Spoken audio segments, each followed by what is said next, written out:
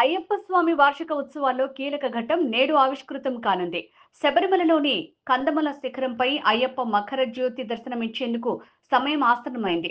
ఏటా మకర సంక్రాంతి రోజున శబరిమలలో కనిపించే ఈ మకర జ్యోతిని కళ్ళారా చూసేందుకు వేలాది మంది అయ్యప్ప భక్తులు ఎన్నో వ్యయ ప్రయాసలకు వచ్చి శబరికొండకు చేరుకుంటారు.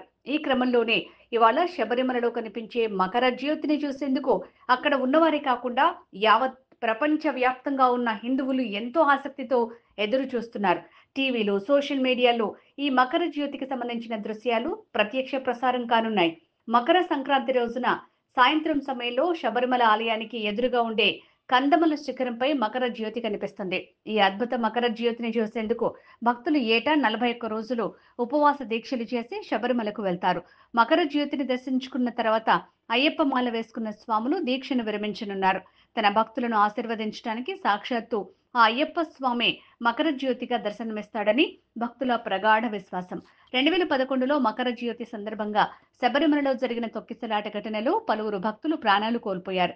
ఈ సందర్భంగా అప్పటి వరకు ఎన్నడూ లేని విధంగా మకర జ్యోతి విశ్వసనీయతపై అనేక సందేహాలు తలెత్తాయి. అసలు ఆ మకర జ్యోతి నిజమైందేనా, ఎవరైనా వెలిగిస్తారా అనే అనుమానాలు వెల్లువెత్తాయి. అయితే శబరిమల ఆలయ ప్రధాన అర్చకుడు చెప్పిన ప్రకారం మకర జ్యోతి మానవులు వెలిగించేది కాదని, అదొక దివ్య నక్షత్రమని, మకర విళక్కు అంటే కొండపై నుంచి 3 సార్లు కనిపించే దీపమని పేర్కొన్నారు.